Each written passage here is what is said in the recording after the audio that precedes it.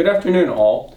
Today I wanted to start with two pieces of information that I think I would like to get out to the entire church family. The first one is this is a time that many people are hurting, many people are losing their jobs, and there's a lot of fear and anxiety and all of those things, not to mention sickness and all of that. So we, some of the leadership, we've talked, Pastor Dave and I have talked. We'd like to make sure that everybody's taken care of, and it's hard to do because we're not meeting and we're trying to do everything via online and a phone call and all of those things. So we want to make sure that if you all have needs of any kind, especially during this time, but also any other time, please call the church office or probably email Pastor Dave is the best way right now. So I just wanted to put that out there, make sure that everybody's well taken care of, especially during this uncertain time. Secondly is I kind of taken over as your interim pastor for the next year during a pandemic, and everybody tells me that's kind of crazy because that's just a crazy time, I guess, for that to happen. If you know my life story, I was telling somebody last night, it probably isn't so crazy, and I'll begin sharing some of that later.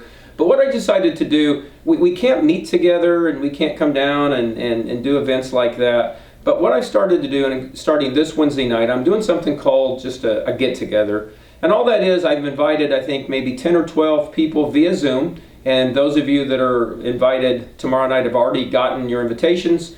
It'll be at 7 o'clock tomorrow night. And it's just a way to click on, and I'll tell you a little bit about my story. My family will be on, and they'll talk a little bit as well. And then we'll just open it up to questions as to, what our hobbies are, what we like to eat, anything like that. And so it'll just be a very informal time. It'll be 1 hour from 7 to 8 o'clock. And again, we're starting with a group this Wednesday, and I think we have 2 or 3 other groups, and we'll be getting around to everybody, just as a way for me to get to know you and you guys to get to know me.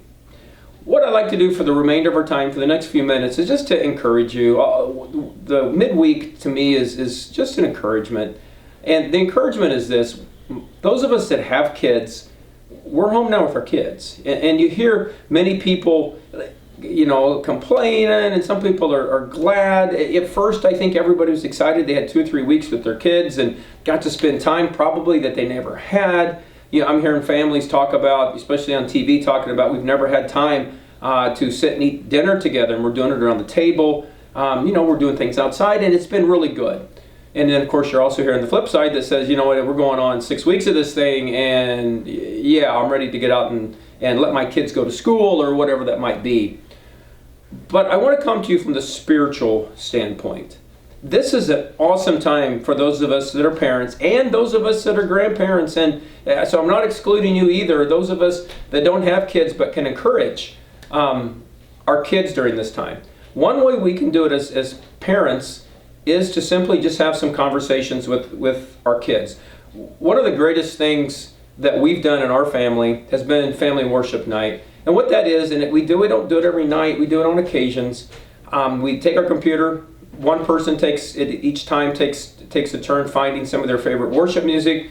We worship together for 2 or 3 songs, and then one person that I'll ask, or maybe I will, or maybe a couple of us will do a devotion, just something we've been reading. I know Jacob's been reading through the Bible, a certain portion of that every day. He's also got a devotional, so he's always got some things he wants to talk about. So we'll go through that, and then at the end, we'll just pray for each other. We'll ask each other what the needs, what you're going through, how can I pray for you, and we'll pray for each other. I know a lot of times as parents we feel like we're not equipped. I want to encourage you. I want to encourage you that you are equipped, and at the end, I'm going to give you some resources to help you while you have this time. But I do want to read for you. It's in Deuteronomy chapter 6, and it's called the Shema.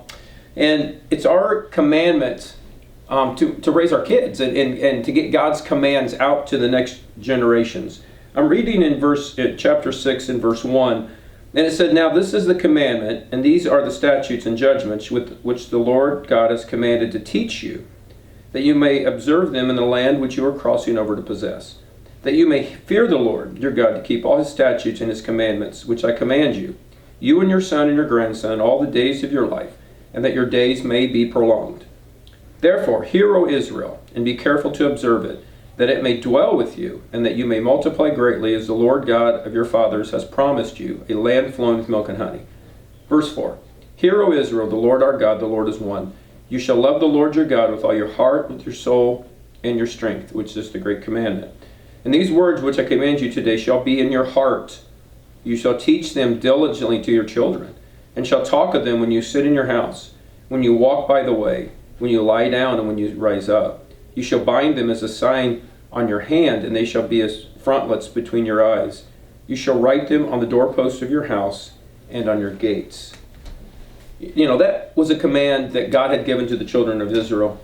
But I will tell you, if there's anything that I think is needed right now in America, it's we as parents, as grandparents, as friends, as whatever, aunts and uncles, to pass down the stories of what God has done in our life. And what better way for that to happen right now than during this pandemic? We're with our kids a lot more than we were. I know a lot of us run a lot of different directions and sports and all of those things, but many of us are with our kids.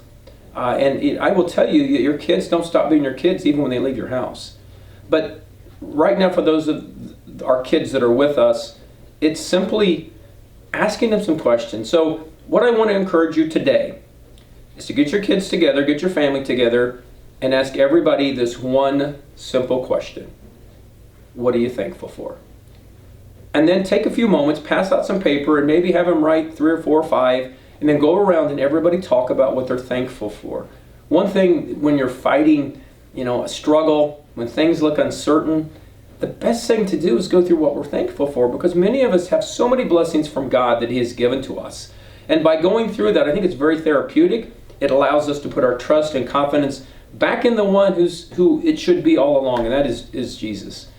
And so I just want to encourage you during this time, spend a little time with your families.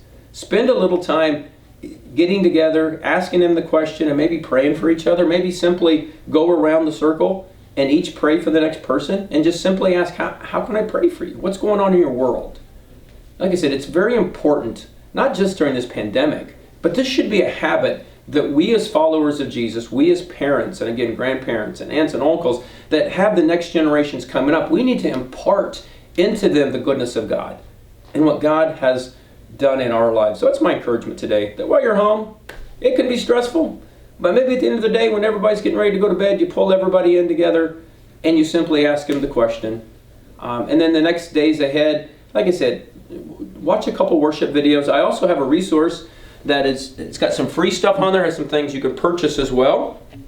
If you can see that, it's www.seedsfamilyworship.com, and I'm holding this up here so everybody can see this. It is a resource website that you can go to. There are some free resources, some videos for the kids, and there's also some resources that you can purchase.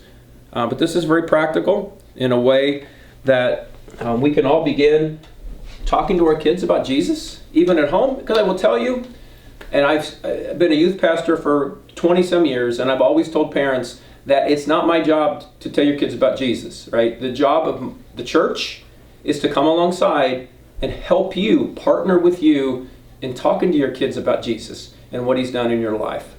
So I pray that you all have a great rest of your week, and we'll be talking to you on Sunday.